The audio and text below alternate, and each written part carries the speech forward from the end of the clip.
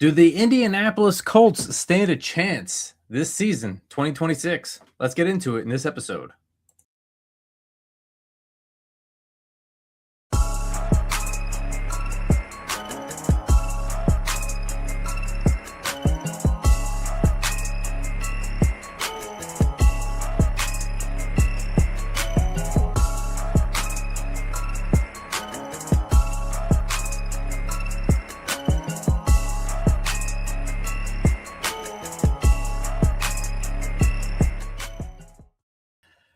Welcome, everybody, to Top Dog Coverage. It's your boy Dirty with your boy C-Dub on this wonderful Monday. And today we are going to talk about the Indianapolis Colts, their offseason moves, their NFL draft, and whether or not they still have a shot or a chance to do what they started to do last season. C-Dub, what's going on, baby? You know, what a story with the Colts, right? They had the mythical Daniel Jones coming out of nowhere, defeating the great AR5 in the quarterback battle, and rattling off an 8-2 start, and losing a leg and missing the playoffs. So It was a very, very interesting, wavy season for the Colts, if you will. But they made a trade with the New York Jets, mortgaged the future, and it didn't really pan out too well for them. But we'll see what this season entails for these Colts. Yeah, I don't think anybody had them on the bingo card last year as taking, out of 10 games, probably 7 or 8, right? Or something like that. And, nobody had that on their cards. If you were betting them on the Kalshi or betting them on FanDuel, you were winning. I'll tell you that right now. So the homegrown DraftKings. DraftKings, there you go. DraftKings, who is a sponsor of ours now. So shout out to DraftKings. And yeah, I mean, let's dive into some news before we jump into this, because there are a lot of different missing pieces and added pieces to this team now, and it's going to get a little bit, I don't know, maybe bumpier than normal. It's the Indianapolis Colts. The 2025 Colts were like, hey, we're here, but we're not here. And now it's like, hey, 2026 feel like it's kind of hard for them to say, hey, we're here, because there's a lot of things we got to go through that claims that they might not be where they were last year. So yeah, I think Ballard's on the hot seat too. So I believe that. I 100% believe that. All right, well, let's get into some news first. We got a little bit of something to tell the fans, and yeah, we'll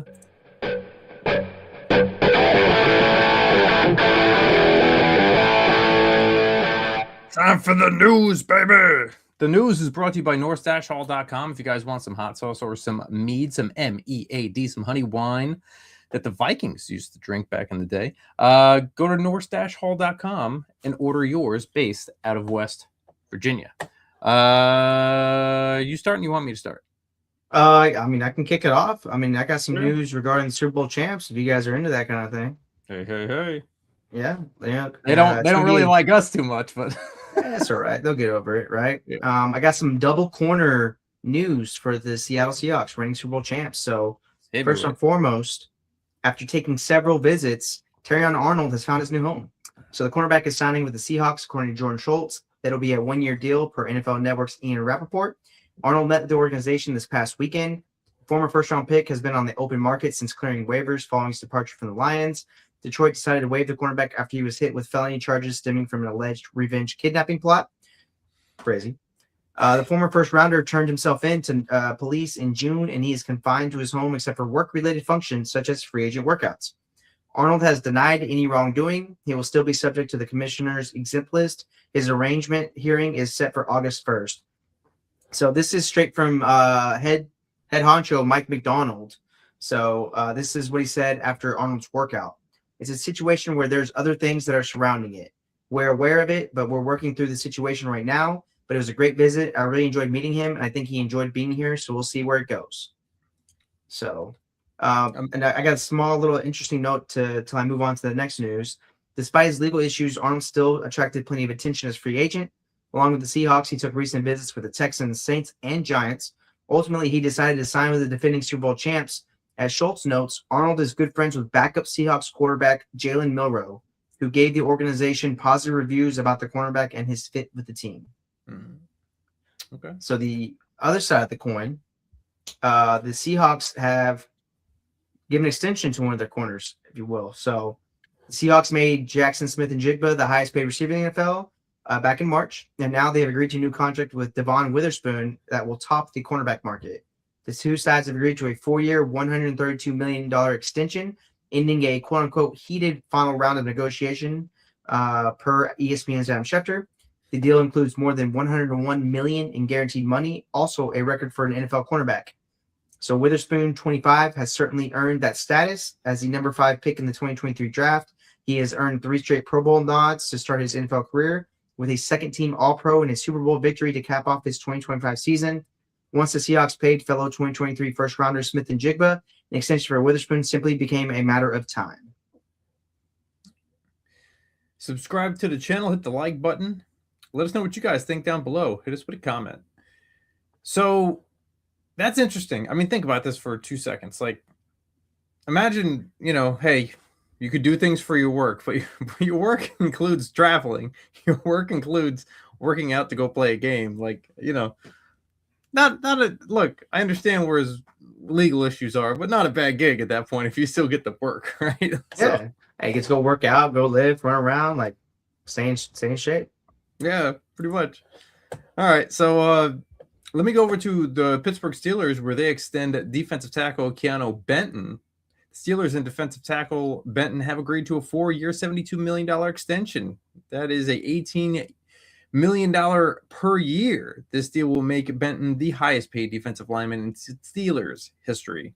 So Benton extension was a known priority for Steelers general manager Omar Khan, who has now inked 3 members of the 2023 class to multi-year contracts. So Khan previously awarded significant raises to tight end Darnell Washington, Nick Herbig, and Joey Porter Jr. So those sides have not come. Cornerback Joey Porter Jr. has not come to a close agreement as of yet. So the 3 are Darnell Washington, Nick Herbig, and Keanu Benton as they wait for Joey Porter Jr. So that's what they are looking for. Looks like Pittsburgh is trying to get that defense back to where they wanted it at one point. So absolutely. I mean, that's what they're known for. Still Curtin and all that fun stuff, right?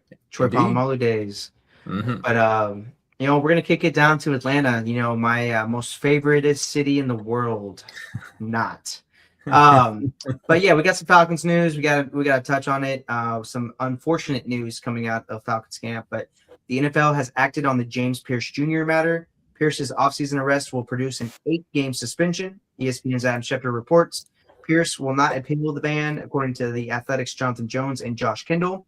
Expected news comes days after Jalen Walker's ACL tear, changing the complexion of an Atlanta pass rush that produced the NFL's 2nd most sacks last season.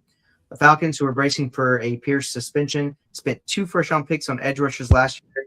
Atlanta's follow-up pass rushing effort will look remarkably different. A February 7th incident in which Pierce crashed his vehicle while fleeing police eventually brought 3 felony charges. Police charged Pierce with an aggravated battery with a deadly weapon, fleeing and eluding police, and resisting an officer with violence to his or her person. A charge of felony aggravated stalking was eventually reduced to a misdemeanor. Pierce, 22 years old, followed ex-girlfriend Rakia Jackson of the WNBA's Chicago Sky in a white Lamborghini SUV after falling out between the two. Wild situation.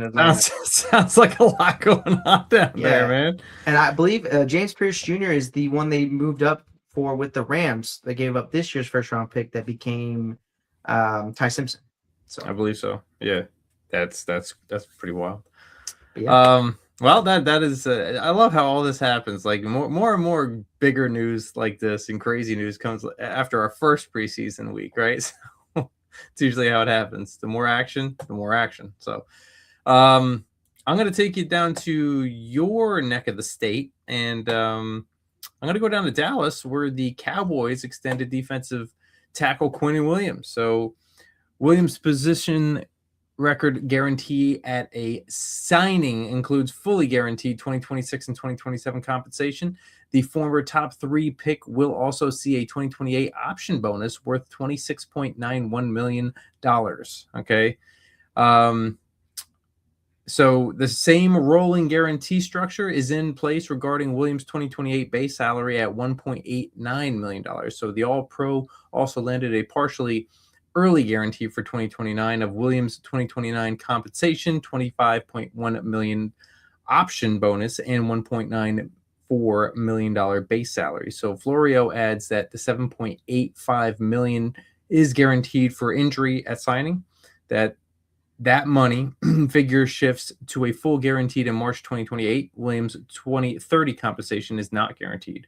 4 void years are included in this deal, and cap numbers on this contract check in at $8.5 million for 2026, $14.5 million for 2027, $19.91 million in 2028, and $25 million for 2029, and just under $31 million for 2030. So it's a very kind of odd looking contract. It's a little confusing if you look at it, but those are the numbers throughout the next 3 years, 4 years. So let us know what you guys think. Subscribe down below, hit the like button, and comment down below. So, but also,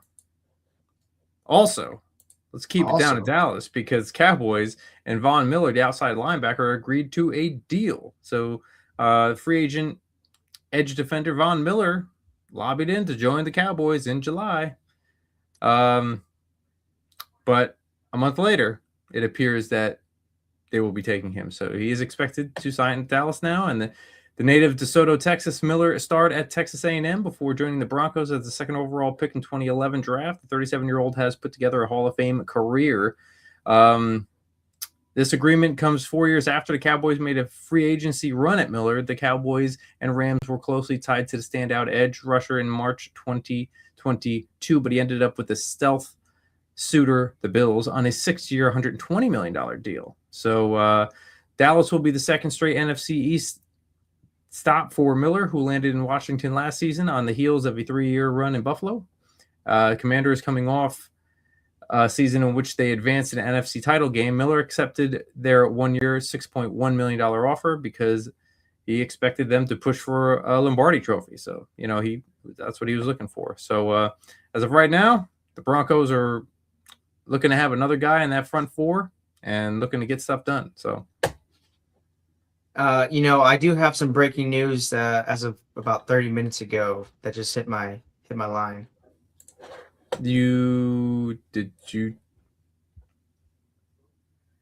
I got some breaking news. Do you want me to spill it? Oh, you ready? As always, go. Yeah. So this is according to Nick Underhill and Ian Rappaport. So Jordan Tyson is likely to miss time to start the season, possibly deep into September, per sources. This is from Nick Underhill of New Orleans Football. Different hamstring than last time, but it's going to take time. And Ian Rappaport followed that up with Jordan Tyson, who's been a standout during training camp, is expected to be out roughly 2 months with his hamstring injury. So Tyson, who has been consulting with experts, should begin the season on short-term injured reserve. But, obviously the season is several weeks away. It's not related to any of his previous injuries. It's a different injury. So he's going to go on short-term injured reserve, and he will not start the season healthy. With that being said, whoever, we'll find out this year if this is true, but Christian Watson had that same problem, hamstring. Apparently they found out exactly what it was, like what kept leading to the hamstring. They actually found the issue, and they said that should do it. Like they said, it's always been a nagging problem. So maybe this one guy, Christian Watson, or one doctor that Christian Watson's been seeing, has found out, an issue. I know every player is different, but hopefully they can lead to that. There's actually a fun fact, fun story, but back a few years ago in Alvin Kamara's earlier career, he dealt with some hamstring injuries as well, and then they did testing to figure out that his legs were 2 different sizes. So he did workouts to kind of even it out, so that way he didn't have lower body injuries like that anymore. So that's pretty wild. He's got an in-house candidate that he can talk to about these injuries and figure out a solution. But yeah, it's unfortunate. That was the biggest knock on Jordan Tyson, was the injury issue coming out of Arizona State, right? So, but again, he's got a high ceiling. He's been lighting up camp, a great player. Just again, it's going to be the injury, so he'll figure it out, especially as he gets into the pros and whatnot. But unfortunate news for the Saints, as they've already lost Brian Brzee And the whole NFC South is just kind of dropping like flies. It feels like from Carolina to Atlanta, New Orleans. Tampa's got their own issues with contracts and whatnot. So Yeah, I mean, and not for nothing. Yeah, you and I discussed too. I mean, it's not yours, but I mean, even my team, we're losing people. And yeah, it's not fun. It's not fun. this year is it where seems like there's been a lot more injuries, right? I don't know what's happening, my friend, but it's happening. That's for sure.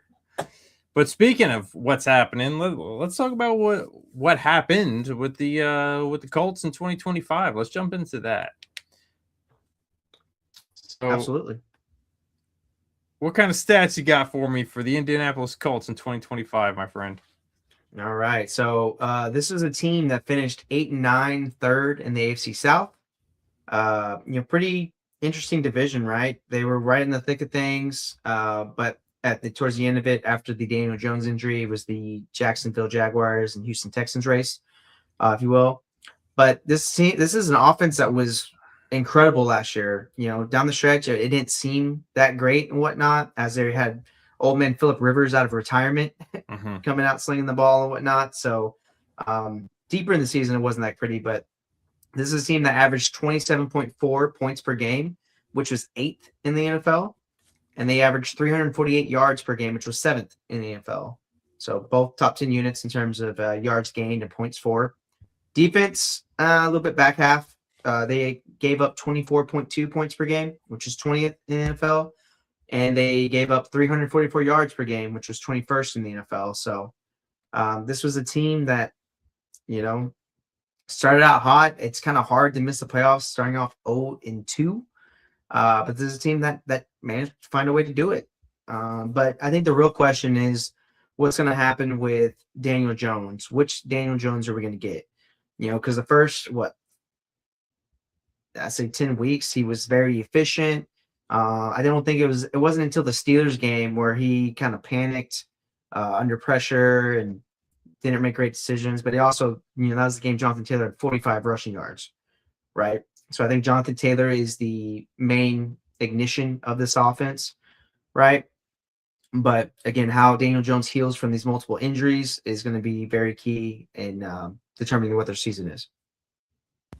Yeah, I agree with that. That's it's definitely it's an odd pocket to be in. You have all this talent, and one guy goes down, and the entire ship kind of bigger hole than people thought, and the ship went down. So yeah, I mean, with that being said, I can jump into some free agency signings that they did and see what they're looking at. So I'll start with their own, which they signed a good amount of people of their own. So we'll start with their wide receiver, Alec Pierce. We got a 4-year deal, $114 million. They got Mo Alley Cox, the tight end, at $2.6 million, and then Andrew Ogletree, the tight end, for $2.2 million, and then another wide receiver, Laquan Treadwell, wide receiver, 1 year, $1.4 million. Luke Tenuta, the left tackle, 1 year, $1.4 million, and then DJ Montgomery, wide receiver, 1 year, $1 million. So those were their own guys. So they're trying to keep, mainly, if you look at it, wide receiver, tight end, wide receiver, left tackle, and wide receiver. So I mean, they had an idea of what they wanted to keep around, and then they go after the Jets, Michael Clemens, the edge, 3 years, $17 million. The Titans, Arden Key, the edge, 2 years, $16 million. The Cardinals linebacker, Akeem Davis Gaither, 1 year, $2.7 million. Two chief players here, Derek Noddy, the defensive lineman, and Jerry Tillery, the defensive lineman, both $1.4 million. And then Miami's Nick Westbrook, wide receiver, 1 year, $1.4 million. Chicago's Jonathan Owens, safety, 1 year, $1.4 million. The Bengals, Cam Taylor-Britt, the cornerback, 1 year, $1.4 million. And then Dallas's Yanwei Thomas, safety, 1 year, $1.3 million. And the Falcons, Easton Stick, quarterback, 1 year, $1.3 million. And Farrell Brown from the Cardinals, the tight end, 1 year, $1.3. So, I mean, they got they're looking at places where they could possibly, fill in some holes. Some of them are a little questionable. I'll be honest. I'm not really. I don't know. I don't know. It's just kind of questionable with the. It's not a very electric free agency, if you will. No. I get what you're talking about with Alec Pierce. You're trying to sign him. He made a bunch of great plays last year. I'm not saying he didn't. On the other end, though, that you're talking about, you trade away Michael Pittman, right? So you trade away Michael Pittman to the Pittsburgh Steelers. You're paying the money to Alec Pierce that you're looking at him to be your 1A. That's 1A money. And now I don't know if he's going to start. I don't know if he's going to be ready for the season yet. I'm not too sure. Is it the knee or the ankle or something like that? Yeah, the ankle. And then he had to get cleanup. Yeah. And it's like, okay. So who you got? Yeah. Josh Downs, and then you got you kind of bargain basement a lot of these wide receivers on those signings. So, and then you didn't have a first round pick. You know what I'm saying? Like you got Sauce. So you can put him at receiver. He's got the size. So yeah, throw him out. He got long, lanky. So yeah. Well, they also got one of my favorite receivers in this class, in Deion Burks, the small slot like speedster. Yeah, from Oklahoma.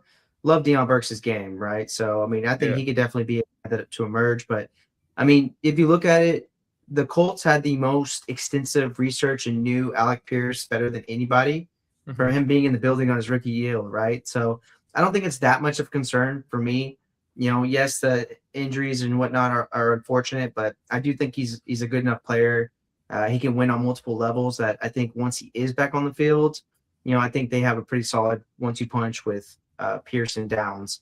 Would you like to have Michael Pittman? Yes, but at the end of the day, his contract is inflated. I mean, he's had a bad back for however long, right? Yeah. So I think it just, he'll flourish in Pittsburgh, or he'll be another big body target for Aaron Rodgers there. But I think the Colts are ready to move on, and they'll probably be a team to watch to continue to add receivers, maybe through through cuts with once these teams get down the 53-man roster, or potential trade maybe as well. So could be a team to target certain individual positions there.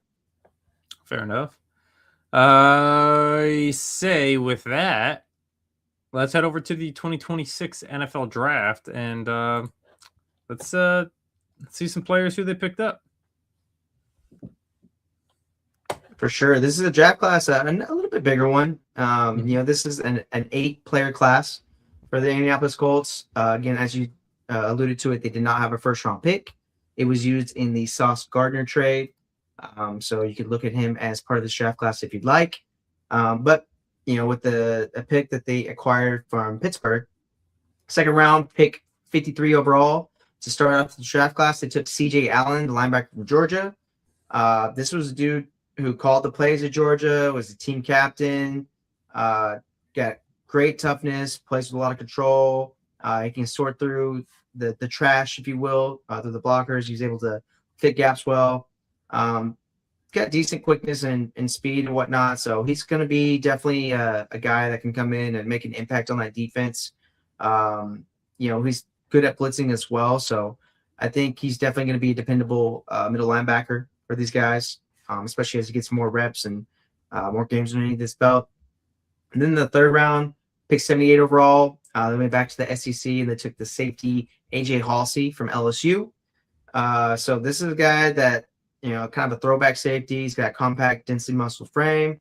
He's got a really good feel for reading the field. He's a really good ball hawk. So he's really good at, getting to the ball through deflections, interceptions. He's also a really good tackler as well. So he just doesn't have great top end speed, right? But he's definitely a deep safety that can kind of read the field and be in a good position despite some of his athletic traits being limited, especially in more of a zone heavy scheme, right? Mm-hmm. And then the fourth round, 113 overall, they took the guard from Kentucky, also SEC, Jalen Farmer. So 2-year starting right guard. He's really much better run blocker than pass protection at this point. But he's got a compact point of power, good core strength. He's good, capable blocker, especially within the run game. So I think as he's getting into the NFL, he needs to work on his pass protection. But I think he's got a pretty good floor with his run blocking ability, and definitely can grow into a potential starter down the line. Round 4, 135 overall, they took the linebacker from Oregon, Bryce Botcher. So this is a guy that played 2 sports at Oregon. He was a baseball player and then also a linebacker, played in the NFL. Former walk-on, so he plays with a chip on his shoulder. Kind of throws his body out there, plays with a reckless abandonment, if you will. Definitely more of a backup special teams type of guy, but he's got a crazy motor, and obviously the work ethic that goes into it being a walk-on, especially for a program like Oregon there. And then the 5th round, 156 overall, they took the edge rusher from Florida, George Gumbs Jr. So this guy's kind of a late bloomer. He's got a really good attitude, work ethic. He's played receiver, tight end, and now he's an edge rusher. So he used to be at Northern Illinois, transferred to Florida. So, I think he's just still raw at the position. So I think he's kind of just been working off his natural ability. So I think now that he's going to be, get his position solidified in the NFL and get NFL coaching, he'll be good. But again, it's just more of a bunch of traits and mentality that you're drafting here, and see what you can get out of him and what you can make him into. It definitely can help on that defense. 6th round, 214 overall, took another edge rusher, Caden Curry from Ohio State. So it's only had 1 season as a starter. He's got good size, can play the edge and whatever kind of front. Good lower body power. I think he's got okay speed and whatnot.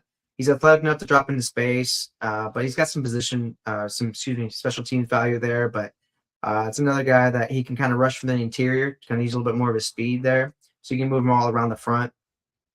Then the 7th round, 237 overall, they went back to Kentucky, and they got the running back Seth McGowan. So good, quick processor, has enough wiggle to create when needed. Doesn't have very many explosive carries, quite a lot of fumbles in college as well. So a little bit more effective in short yard situations, but he'll definitely kind of be a backup, early down type of running back player there. And again, 7th round, 254 overall. They took one of my favorite receivers in this draft class, Deion Burks, receiver from Oklahoma. He is a 5th-year senior, so he played a lot of ball there. But a slot receiver. He played at Purdue, transferred to Oklahoma. Was really good against zone coverage. He knows where to just sit and drop within zone coverages. Tons of speed. I think he ran a 4.3 flat when we were there, which that kind of is on par with his play speed and whatnot. Definitely needs a little bit more route work, and getting that. And his size isn't great, but again, he's got fairly good hands. He knows how to secure targets. And he's got speed for days. So I think getting him in the right offense, manufacturing some touches for him, I think he can blossom into a playmaker. So I'm excited to see what he does in this offense. And that's your Indianapolis Colts 2026 NFL draft class. Yeah, I'll say something about this draft class. Like I did like CJ Allen. So having that number, 53 overall in the second, I think that was good for them to concentrate on the defense. We did say that their defense was a little shifty. So was able to upgrade that. And then I liked the safeties and the defensive tackles in this last draft. So AJ Halsey from LSU, I thought that was a great pickup too. So just stifling, very much so, just concentrating on that defense. And you got a big boy in the back in one of the 4th round picks from Kentucky, Jalen Farmer. And the other 4th rounder, the linebacker, Bryce Botcher. He could be more of a, like you said, he's a dual threat, baseball, football, but he'll be really good on special teams too. So, but he plays with a lot of intensity. So the fact that he can play with that kind of intensity downhill, kind of, he hits you with force. So he's going to be great for that special teams where he can just learn everything. And I thought George Gumbs Jr. here from Florida was a great pick in the 5th. Look, he was on a winning program, understood what it was like to be in a championship game and when things are on the line. So he performed pretty well. I thought that was a really good 5th round pick. And coming back in with Caden Curry, again, concentrating another high program profile. He's played multiple positions. Now he's edge, Caden Curry. But highlighting your guy, Deion Burks in the 7th, and Seth McGowan, I thought these were the 2 steals that the Indianapolis Colts had in the draft. 2 7-round picks. Seth McGowan following his guard from Kentucky here. He's a big old body, 225, 6 foot.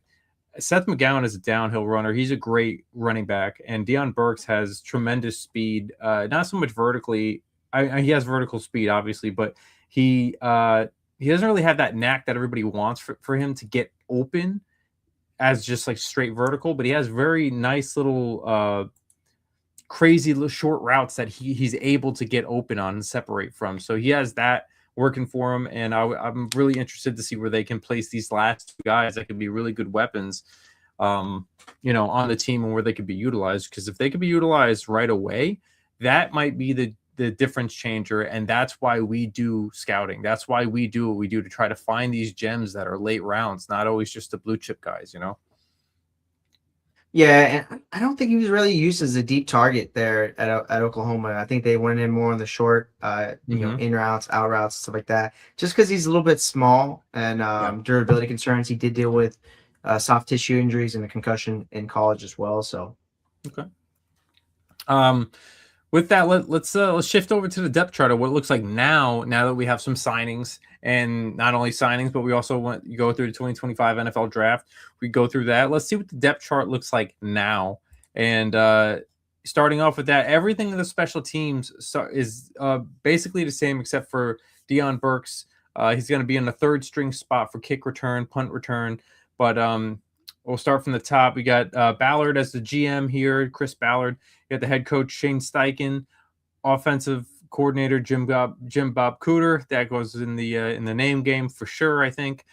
Defensive coordinator Lou Onrumo, and then Brian Mason is the special teams head coach or special teams coach. So, still got real ones know Jim Bob Cooter. They'll know him from Brown's Hard Knocks. Yes, he was an absolute legend on that iteration of Hard Knocks there. So. Look, the Browns have brought some amazing names into this NFL base. Okay, Freddie Kitchens. Okay, I mean, we had a staff of Jim Bob Cooter, Freddie Kitchens coaching Baker Mayfield. What a time to be alive! Incredible. I think we had Jarvis Landry at that time too, right? We had Juice. Why wouldn't you? Why wouldn't you? Right? I mean, just throw everybody on there. Let's get it rocking and rolling. The name game has never been better with these people. So yeah, I mean, but let's get into the at least the special teams for now. And then I'll hand it over to you. But Sanchez is your punter. Rigberto Sanchez, Blake Group is your place kicker. But Spencer Schrader, he's right behind him. Got to give him a little competition, see what's going on here. Your long snapper, a lot of long snapper love on this show. So Luke Rhodes is your long snapper. And you got Anthony Gould, who's doing your punt and kick returns. Then Coleman Owen, who's your second string on both. And then Deion Burks, your third string on both for now. And then if you need fourth string, you got Josh Downs and Ashton Doolin. So nothing really changed on that end, but there's a lot of other changes on the offense and the defense. So with that, I will give that over to you, sir, and you roll the dice and choose your destiny, sir. I'm going to go offense, but before I start on the offense, the kicker Blake Groupie, he did make a comment when he got claimed by the Colts that it felt good to play meaningful football in December. And look where you ended up, buddy, last year. So, who that nation hasn't forgot, and we will never will. Yeah. So wrong time to say that, I guess. Yeah, you made the list, pal. Right. We got Charlie Smythe, the Irish leg. I don't know. The leprechaun boot. I don't know whatever you want to call it, but dude, he can kick it. I picked him up in fantasy. I got him. Yeah. I don't know if he's gonna actually be the kicker going into it. There could be a chance we start trying out some workouts with kickers and whatnot, but I digress. This is a Colts episode, not a Saints, but I just had to get a dig in a groupie over there. So this offense, this is an offense that's pretty much gonna return almost all their starters outside of Michael Pittman Jr. Right? He's now the newest Pittsburgh Steeler, but I will start with the receiving core. Like you said, it's Alec Pierce and a bunch of names, right? Bunch of Jags, just some guys. You got Alec Pierce, Ashton Doolin, and Josh Downs. Yes, that is the brother of the great Caleb Downs. But great. I like that three, right? Ashton Doolin's kind of been that special teams gunner type player throughout his career, but he's made some plays at receiver throughout his career as well. So I'm excited to see what he can do with more snaps. Alec Pierce, we know he got the contract, he's got the size, pretty good, format and stuff like that. He played at Cincinnati there. Josh Downs, again, elite slot receiver. Again, just needs to stay healthy throughout the season. Behind them, you got Laquan Treadwell, which I have, how is he still in the league? It just baffles me. Wild Vikings legend. Don't know. Yeah, he just keeps on popping up on, maybe he's not even there. They're just throwing him on lists. I don't know. I guess so. I mean, that's gonna be one of those trivia questions there for people. But you have Nick Westbrook-Ikine. He had that great streak of I think 6 games in a row. He scored a touchdown for the Titans. Never heard from him again. Anthony Gold, 5th rounder from 2024 at slot. Behind those guys, you got EJ Horton, Deion Burks, our guy, Coleman Owen. Then you got a bunch more camp bodies behind them as well. Kind of tough names to say, so we're going to move on. And now this is an offensive line that actually I felt like performed extremely well last year. It did help that Daniel Jones did get the ball out quicker, was more confident in his decision-making. We have Bernard Ryman, who got that big contract, I believe it was last year. 3rd rounder from 2022 at starting left tackle. Quentin Nelson, who's just been rock solid at left guard. The 1st round pick in 2018. That was his, stardom, never looked back.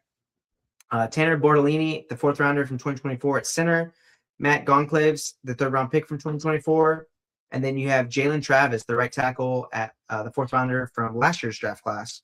Behind them, you got a lot more depth as well. You have Blake Freeland, 4th rounder from 2023. You have Dalton Tucker, left guard. Jimmy Morrissey. Oh, man. Center. Yeah, Morrissey, sure. Jalen Farmer, right guard, 4th round pick from this year. Then you have Luke Tenuta at right tackle. And then you've got even more depth. Again, most of these guys won't make the team, but there is one person that I want to point out. You have Josh Kreutz. Do you know who Josh Kreutz is related to? No. I don't. Yeah, you still there? I'm still here. Your face froze. It looks absolutely awesome, by the way. And you have your finger up as if you are making a point.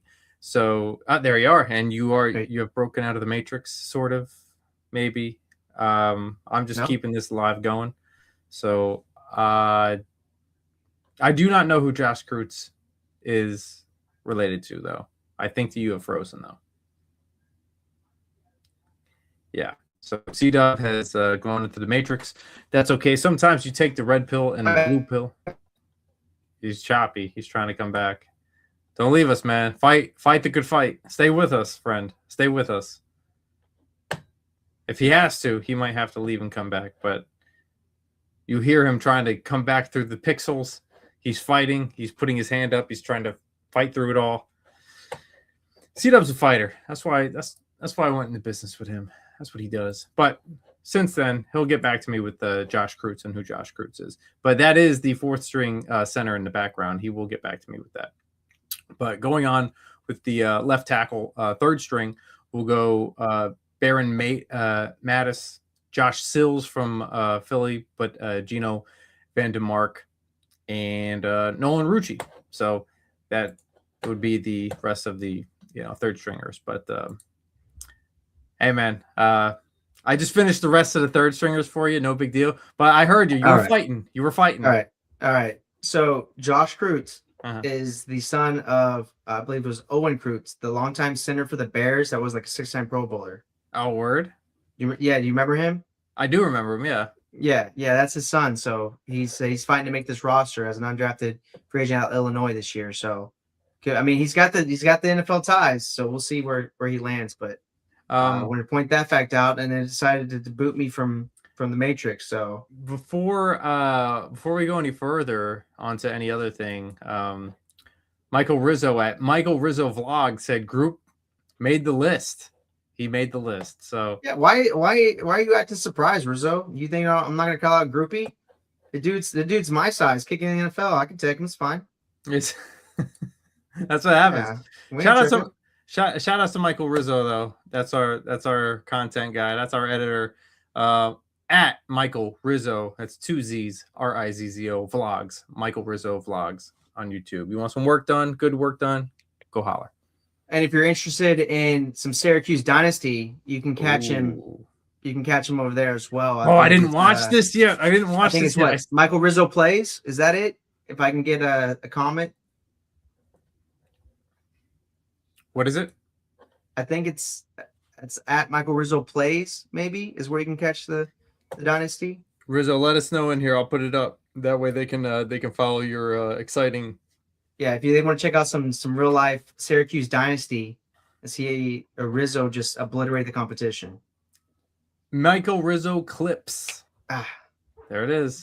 And there's one of those. Yeah. Shout outs to the Q's man, okay? Because the Orange man, because I was on my way back from today. We'll get back to the depth chart in a second, but I was on my way back home after doing a bunch of chores, and people from Virginia headed back up to college, going up to Syracuse. So they had all their Orangeman stuff on, the big S's, and they were heading back to college. So shout outs to the college people, the people that put in the work, people that study, and the Syracuse Orangemen. There we go. So that's your offensive line. Yeah, welcome back, Indianapolis Colts fans. Sorry we get off the train there for a second, but we're back, better than ever. There we go. We're gonna go to the tight ends. We like tight ends. Tight ends like us. You know, it's just one of those things. It's part of life, right? Tyler Warren, what a heck of a first-round pick in last year's class. The man did it everything and under the sun at Penn State and more. And he's had a hot start in Indianapolis. You know, kind of tailed off towards the end of the year, but I think he's going to be coming back, and I think it's going to be one that's going to be really focused on getting him into the lineup and getting him touches. So, hint, fantasy people out there, Tyler Warren could have another big year. Yeah, I had him. Wiley Cox. I had him first year. He killed it. Mm-hmm. Yeah. And just down the stretch where fantasy playoffs is kind of hurt you, but yeah, I think should improve this year as well. But you got Mo Alley Cox behind him, Drew Ogletree, Will Mallory, the 5th rounder from 2023, Carson Tout, and Pharaoh Brown coming over from Arizona there. So again, like we said with a lot of these teams, deep tight end room. And then at running back, you have the amazing Jonathan Taylor, the 2nd round pick from 2020. Absolutely love that guy. He is a heck of a running back. Doesn't catch the ball all that great, but he's good enough at it.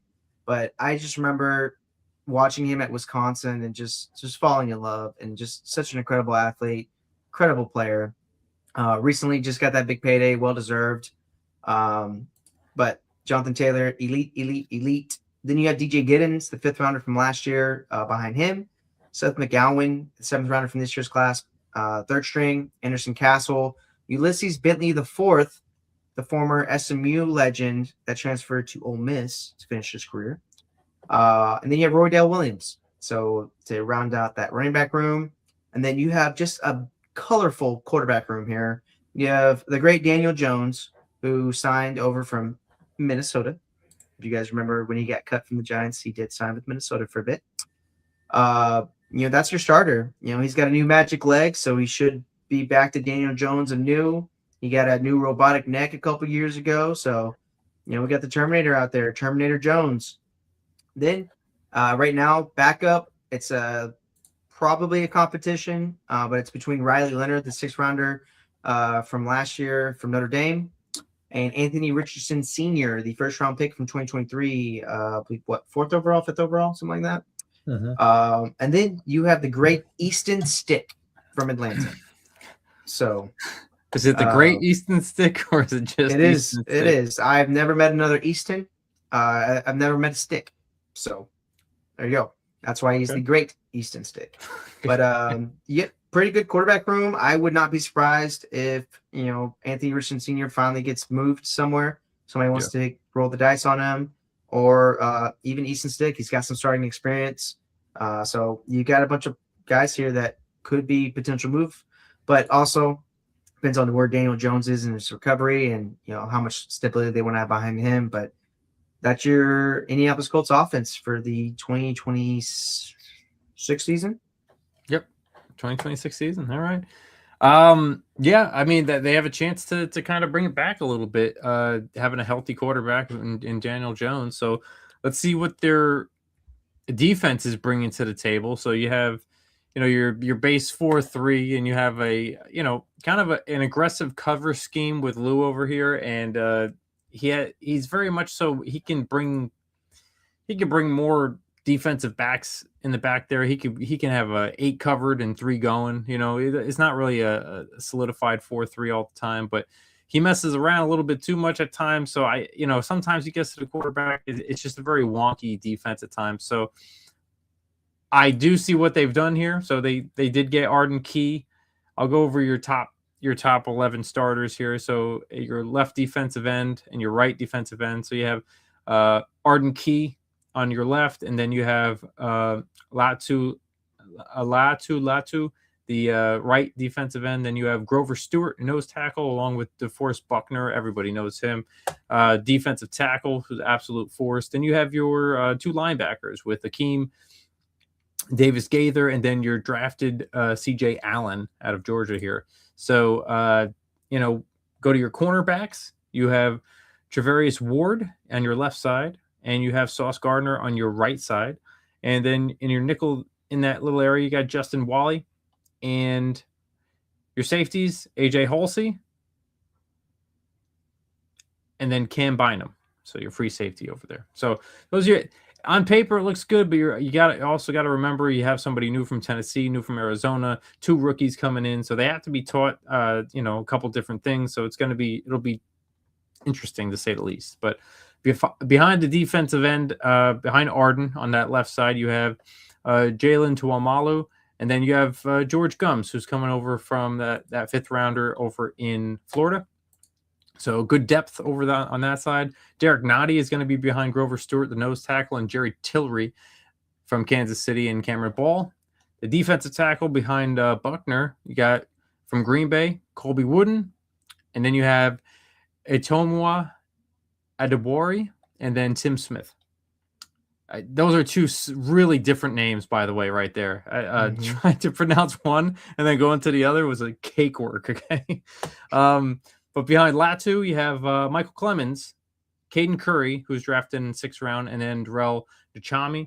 And your linebackers behind Davis Gaither, you drafted Bryce Botcher, and Jalen Carleys is coming in along with Taj Chambers. And behind CJ Allen, the rookie from Georgia, you have Austin Ajiaki and Wes Weeks and Devin LSU legend Verasuk. Weeks is his brother's still there. That's what I was thinking of. You have Whit Weeks, and then his brother's West Weeks. I think there's a 3rd one too somewhere. And if you go to the cornerback area behind Travarius Ward, you do have Cam Taylor-Britt from Cincinnati, who's hurt at the moment. Then you have Jalen Jones and Mekhi Rogers. And on the right side behind Sauce, you have Jonathan Edwards and Rob Carter Jr., giving that nickel spot Justin Wally, Mekhi Blackman behind him, and Giante McMillan. So with your safeties, you have a brand new AJ Halsey with Hunter Waller behind him, who's played more than enough, and Daniel Scott and Austin Brown competing for spots. But I like this Cam Bynum free safety. I think he's gonna do a lot of great things with AJ Halsey here. I think he's a great veteran in that backfield for him.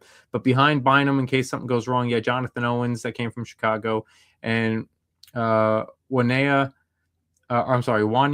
Thomas that came from Dallas, and then Trey Washington. So a lot of different moving parts. There are some questions I would say on here. Just doesn't really make sense. You're paying money for people that are not to be more depth pieces, and I don't know. It's just it's kind of weird in a couple different areas, but that is your depth chart of the Indianapolis Colts.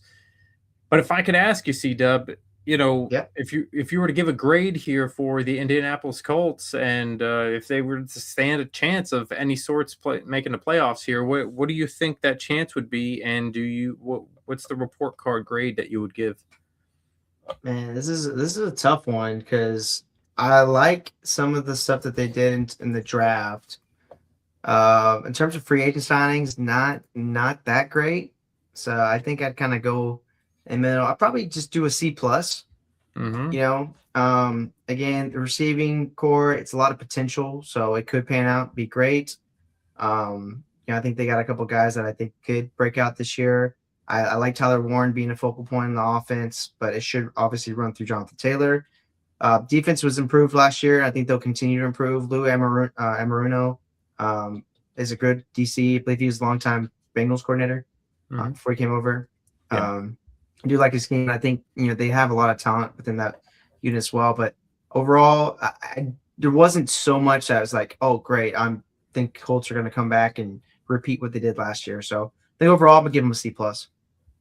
Yeah. I'm leaning. There were some questionable things here. You know, I mean, you're giving people, you know, money to where you see that they've just, I don't know. Some of them where they just don't deserve it as starters, and some people they are paying, and then they're sitting back there. You already got somebody hurt. You know, I'm not satisfied with the wide receiver group here. It is a lot of potential, and there's no really solidified stamp. You gave away people. I think the biggest thing you're looking at here is the 2025 draft. Like, I think if utilized correctly, I think they got some steals in here, and I think they're leading more so with that than they are what they bought on free agency to continue being a contender. So I don't really think they got a chance here. I think it's smaller than last year, but who am I to say that Daniel Jones can't create some better receivers or utilize what he has? I don't know. We'll find that out soon, but I wouldn't want to bet on that. Yeah, no, I'm not saying that. Yeah, but hey, we've seen weirder things happen. So it is the NFL. I'm gonna lean B minus.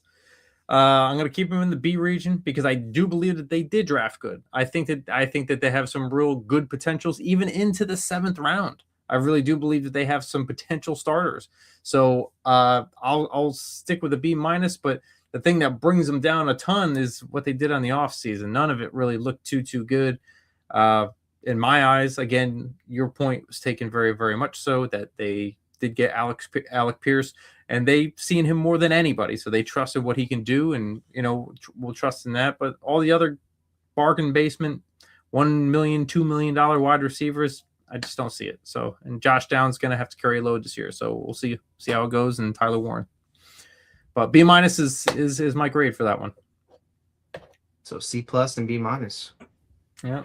We're always around the same, but sometimes we're completely different. So, but, you know, hard to get us on the same track all the time. So, but indeed, with that, we only got a few more to go. I think we got the Packers and the Jaguars. Sounds accurate. Yep. And we'll get those locked up, and soon enough, you guys are going to get predictions from us where you guys can absolutely just demolish us and loathe us for the rest of the entire season, because nobody ever likes what we have to say with predictions, but we love the chaos, right? So speaking of chaos, make sure you guys subscribe to the channel. Make sure that you guys hit the Top Dog coverage on Twitter, TikTok, Facebook, and Instagram. Hit the like button, comment down below, and subscribe to the channel. But it's your boy Dirty and your boy C-Dub, and we will catch you guys on the flip side. Peace.